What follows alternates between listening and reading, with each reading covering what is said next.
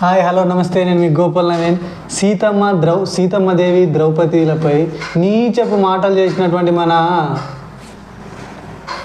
ఈ అన్వేష్ నా యూట్యూబ్ ట్రావెలర్ని ఎక్కడున్నా ఏ కంట్రీలో ఉన్నా ఇప్పుడు యూట్యూబ్లలో లైవ్ వీడియోలు టెలికాస్ట్ చేసుకుంటా నన్ను క్షమించండి, నేను చేసిన తప్పు నన్ను క్షమించండి అంటే ఇప్పటికే నీ జీవితం సగానికి పైగా సంకరాకపోయింది. నా అన్వేష్ భాయ్, ఇప్పటికైనా నువ్వు ఇండియాలో పుట్టి ఇండియాలో పెరిగి ఇండియా కల్చర్ మీద ఇటువంటి నీచపు మాట్లాడితే సంఘాల డిమాండ్ ఏంటంటే నా అన్వేష్ను ఖచ్చితంగా అరెస్ట్ చేయాల్సిందే, యూట్యూబ్ ఛానల్ను బ్లాక్ చేయాల్సిందే. అసలు వీడియోలు ఇండియాలో పుట్టి మన ఇండియన్ కల్చర్ మీద ఇటువంటి నీచపు మాట్లాడినటువంటి నా అన్వేష్ను మనం ఏ విధంగా ఖండించాలి, తీవ్రంగా ఖండించాలి.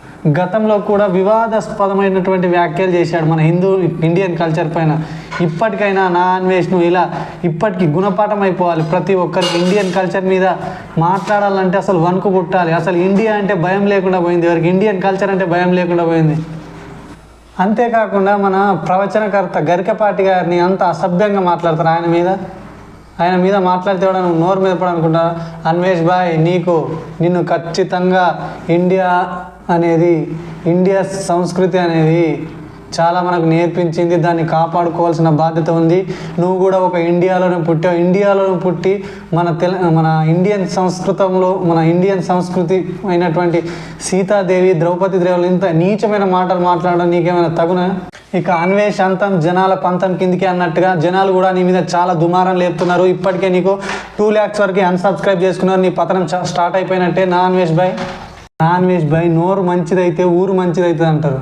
నీ నోరేంది భాయ్ గట్లా? ఇన్ని రోజులు ఇంత మంచి అన్ని దేశాలు తిరిగి అన్ని ట్రావెలింగ్స్ అంత ఎక్స్ప్లెయిన్ చేసి నా ప్రపంచ యాత్రకి అది అని చెప్పి లాస్ట్కు మన ఇండియన్ కల్చర్ని ఇంత నాశనం చేస్తావా భాయ్? చెప్పు, నువ్వేమన్నా ఇది తగు? నీకు అసలు భారతదేశం అంటే గౌరవం లేదు, రెస్పెక్ట్ లేదు, భారతీయ సంస్కృతి మీద ఒక అవగాహన లేదు. అసలు ఇండియన్ కల్చర్ అంటే ఏంది, ఇండియా అంటే ఏంది, అసలు ఇండియాలో ఉన్న భగవద్గీత, రామాయణ, మహాభారతం లాంటి వాటిపైన అవగాహన లేకుండా నువ్వు వేరే దేశాలు తిరిగి ఏదో యూట్యూబ్ ట్రావెలర్గా చేసి ఇండియాని ఇంత నీచంగా వేరే కంట్రీలకు నువ్వు ఆదర్శంగా చెప్పాలి మన ఇండియన్ కల్చర్ గురించి. నువ్వే ఇలా ఒక సీతాదేవి ద్రౌపదుల గురించి ఇలా చెప్పడం ఎంత ఇదిలోకి వచ్చి నన్ను క్షమించండి, నాకు తప్పైపోయిందంటే నువ్వు ఇన్ని రోజులు మాట్లాడిన మాటలు వారిపోతాయా చెప్పు? ఇన్ని రోజులు నిన్ను ఎందరో మంది ఫాలో అయ్యి నిన్ను ఇన్స్పిరేషన్గా తీసుకొని ఎంతోమంది ట్రావెలర్స్గా యూట్యూబ్ ఛానల్స్ ఓపెన్ చేసుకుని ఎంతో ఇది చేశారు.